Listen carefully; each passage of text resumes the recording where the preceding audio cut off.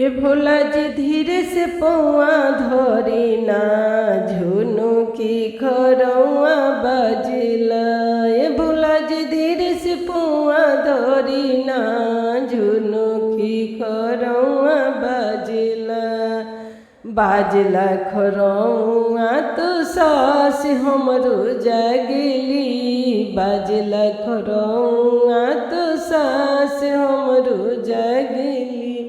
ए भोला जी रोकेली चर्चा में गोइला का बाजला खरौआ ना। ए भोला जी रोकेली चर्चा में गोइला का बाजला खरौआ ना। ए भोला जी धीरे से पौआ धरी न बाजला झुनु की खरौआ ना। ए भोला जी धीरे से पौआ धरी ना अंगनवा बाजे झुनु की खरौआ ना। बाजला खरौआ तो गोतिन हमरो जागली। बाजला खरौआ तो गोतिन हमरो जागली। गोतिन हमरो जागली चर्चा में गोइल रुकली। गोतिन हमरो जागली चर्चा में गोइल रुकली। ए भोला जी धीरे से पौआ धरी ना अंगनवा बाजे झुनु की खरौआ ना। ए भोला जी धीरे से पौआ धरी ना अंगनवा बाजे झुनु की खरौआ ना। भोला जी के माथवा में बोरे बोरे जटवा। भोला जी के माथवा में बोरे बोरे जटवा। जटवा से बोहे गंगा धारवा। जटवा से बोहे गंगा धारवा।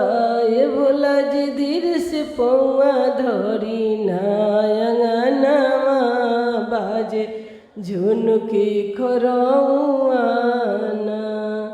ए भोला जी धीरे से पौआ धरी ना अंगनवा बाजे झुनु की खरौआ ना।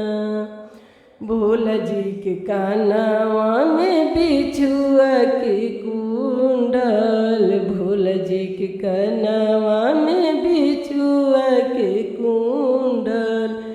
लीलरा पर शोभिल चंदवा। ए भोला जी धीरे से पौआ धरी ना अंगनवा बाजला खरौआ ना। ए भोला जी धीरे से पौआ धरी ना अंगनवा बाजे झुनु की खरौआ ना। भोला जी के गरवा में नगवा के हरवा। भोला जी के गलवा में नगवा के हरवा।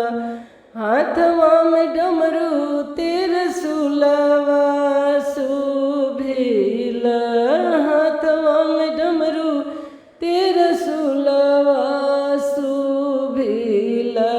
भोला जी धीरे से पौआ धरी ना अंगनवा बाजे झुनु की खरौआ ना। ए भोला जी धीरे से पौआ धरी ना अंगनवा बाजे झुनु की खरौआ ना। भोला जी के अंग में बघवा के छाला। भोला जी के अंग में बघवा के छाला। देहिया में भस्म भभूतिया शोभिला। देहिया में भस्म भभूतिया शोभिला। ए भोला जी धीरे से पौआ धरी ना अंगनवा बाजे झुनु की खरौआ ना।